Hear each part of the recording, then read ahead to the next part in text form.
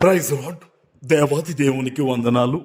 ప్రభు నామమున మీ అందరికీ నా ప్రత్యేకమైన వందనాలు, శుభాలు తెలియజేస్తున్నాను. ఈ దినము కొరకు ఏర్పాటు చేయబడిన దేవుని వాగ్దానము నిర్గమకాండము 6వ అధ్యాయము 6వ వచనము.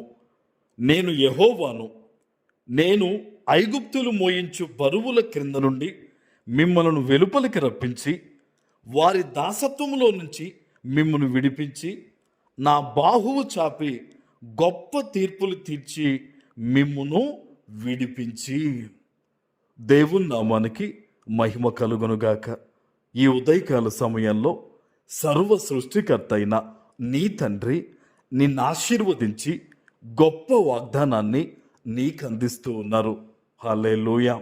ఆనాడు దేవుడి మాట పలుకుతూ ఉన్నారు, నేను యెహోవాను, నేను ఐగుప్తీయులు మోయించు బరువుల క్రింద నుండి మిమ్మల్ని వెలుపలికి రప్పిస్తాను అంటున్నాడు దేవుడు. ఆయన ఎంత అద్భుతమైన మాట ఏంటంటే, ఈరోజు ఎవరైతే ప్రభువా మేము నలిగిపోతున్నాం, ఈ లోకంలో అప్పుల కాడి కింద నలిగిపోతున్నాం, రోగాల కింద నలిగిపోతున్నాం, సమస్యల కింద నలిగిపోతూ ఉన్నాం, తెలియని వేదనల చేత మేము నలిగిపోతున్నామని దుఃఖిస్తూ దేవుని సన్నిధిలో ప్రార్థిస్తున్నారో వారందరితో కూడా దేవుడి మాటను బయలుపరుస్తున్నారు.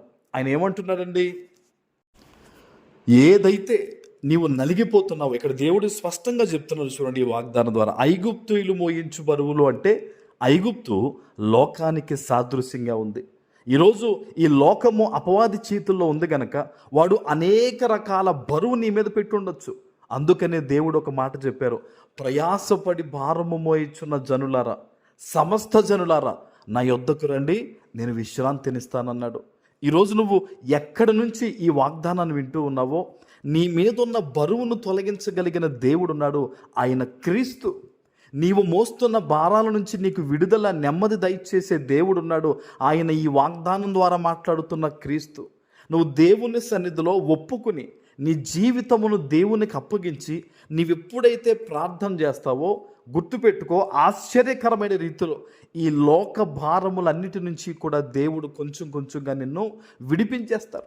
అపవాది నీ మీద అనేక రకాల భారాలు పెట్టుండొచ్చు. నేను చెప్తున్నాను మరలా, అది ఫైనాన్షియల్గా కానీ, హెల్త్ పరంగా కానీ, మానసికంగా కానీ, ఏదైనా సరే.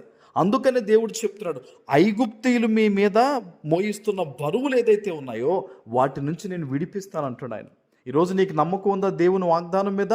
విశ్వాసం ఉంచు, ఆయన విడిపిస్తారు. చూడండి, ఆయన అన్నారు, వారి దాసత్వంలో నుండి మిమ్మల్ని విడిపిస్తానంటున్నాడు ఆయన. దాసీతనంలోకి వెళ్ళిపోయావు, ఆ పాపం అనే కాడి కిందకు నువ్వు వెళ్ళిపోయావు, ఆ బరువు అనే కాడి కిందకు వెళ్ళిపోయావు, దాన్ని మొయ్యలేకపోతున్నావు, నువ్వు క్షీణించిపోతున్నావు రోజు రోజుకి కూడా. ఈరోజు దేవుడు చెప్తున్నాడు, ఆ దాసత్వంలో నుంచి నిన్ను విడిపిస్తానని. హల్లెలూయా. ఇది చాలా గొప్ప వాగ్దానం. ఇది ఈరోజు దేవుని సన్నిధిలో ప్రార్థించు, దేవుణ్ణి స్తుతించు. చాలామంది వాగ్దానం వింటారు కానీ దేవుని వర్షిప్ చేయరు. కానీ నీకు చెప్తున్నాను సేవకునిగా, ఈ వాగ్దానం ఎత్తిపెట్టి ఈరోజు దేవుణ్ణి స్తుతించు. నువ్వు స్తుతించడం ద్వారా దేవుడు నీకు ప్రత్యక్షం అవుతారు. ఆయన దేవుడు నీ వద్దకు వచ్చినప్పుడు ఇంకా దేవునికి నువ్వు లిస్టు చెప్పాల్సిన పని లేదు. అపవాది ఏ రూపంలో ఉన్నా సరే ఈరోజు వాడు నీ వద్ద నుంచి పారిపోతాడంతే. ఆమేన్. దేవుడు చెప్తున్నాడు, ఆ బరువు తీసివేస్తాను, ఆ దాసత్వం నుంచి నేను విడిపిస్తానని ఆయన మాట ఇచ్చారు గనక ఈరోజు దేవుణ్ణి స్తుతించి ప్రార్థించు. ఈరోజే ఈ వాగ్దానం నీ పట్ల నెరవేరుతుంది. ఆమేన్. ప్రార్థన చేసుకుందాం. నీతిమంతుడు అయిన తండ్రి, మీకు వందనాలు. ఈ ఉదయకాల సమయంలో మీరు ఇచ్చిన ఈ వాగ్దానము ప్రతి బిడ్డ జీవితంలో నెరవేర్చి స్థిరపరచమని యేసు నామమున ప్రార్థిస్తున్నాను తండ్రి. ఆమేన్.